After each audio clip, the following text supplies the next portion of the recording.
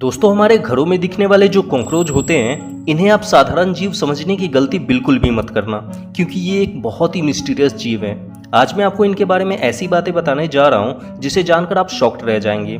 आज की इस वीडियो में 3D एनिमेशन की मदद से हम कॉकरोच के बारे में सब कुछ डिटेल में जानेंगे। तो चलिए टाइम की वैल्यू को देखते हुए अब जानते हैं इनके बारे में।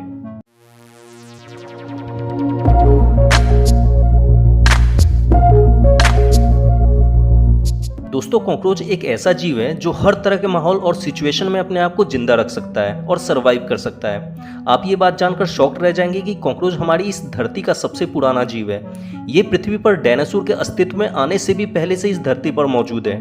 आज से 23 करोड़ साल पहले डायनासोर का विकास इस धरती पर हुआ था, जबकि कॉकरोच 40 करोड़ साल पहले से ही इस धरती पर मौजूद है। आज से लगभग 6 करोड़ साल पहले एक विशाल उल्कापिंड के पृथ्वी पर टकराने से सारे डायनासोर का अंत हो गया था और धरती के लगभग 90% जीव विलुप्त हो गए थे। लेकिन कॉकरोच उस सिचुएशन को भी झेल गए और आज तक हमारी धरती पर बने हुए हैं। इतना ही नहीं, पृथ्वी पर उल्कापिंड के टकराने जैसी 5 बहुत बड़ी बड़ी विलुप्तियां भी आई, जिसमें आइस एज भी शामिल है। इन विलुप्तियों के कारण धरती के लगभग सारे जीव विलुप्त हो गए थे, लेकिन फिर भी कॉकरोच उस मुश्किल सिचुएशन को भी झेल गए और आज तक जिंदा बने हुए हैं। कॉकरोच के बारे में सबसे शॉकिंग बात यह है कि अगर इनका सर काट दिया जाए फिर भी ये लगभग 10 दिनों तक जिंदा रहते हैं। सर कट जाने के बाद भी इतने दिनों तक जिंदा रहने वाला ये धरती पर इकलौता जीव है। सर कटने के बाद भी ये इतने दिनों तक जिंदा कैसे रह जाते हैं, आइए इसके पीछे की साइंस को समझते हैं। हम सब ये बात जानते हैं कि इस दुनिया में हर जीव को जिंदा रहने के लिए ऑक्सीजन की जरूरत होती है।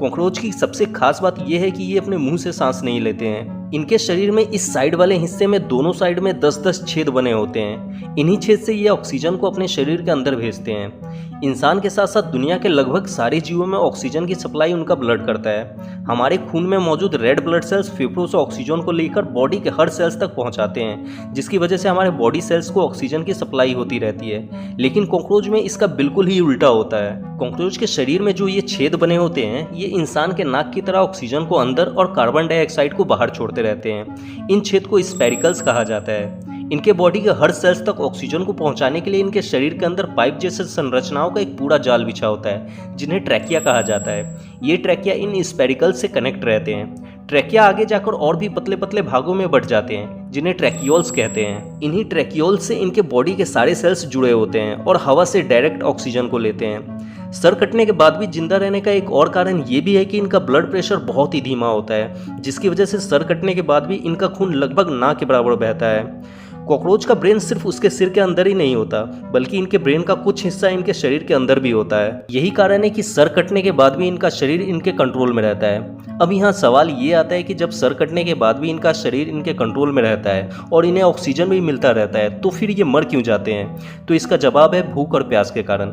सर कट जाने के बाद ना ही ये पानी पी पाते हैं और ना ही खाना खा पाते हैं, इसलिए भूख और प्यास के कारण ये मर जाते हैं। उम्मीद करता हूँ कि आपको ये जानकारी अच्छी लगी होगी। अगर आपको अभी भी इसमें कुछ समझ में नहीं आया है तो आप इंस्टाग्राम पर जुड़कर अपना कोई भी सवाल मुझसे पर्सनली पूछ सकते हैं। हमारे इंस्टाग्राम चैनल का लिंक नीचे डिस्क्रिप्शन में दिया गया है। वीडियो अच्छा लगा हो तो इसे लाइक कर दें और ऐसे ही साइंस के 3D नॉलेज से हमेशा अपडेट रहने के लिए आप हमारे चैनल को सब्सक्राइब कर सकते हैं। Thanks for watching.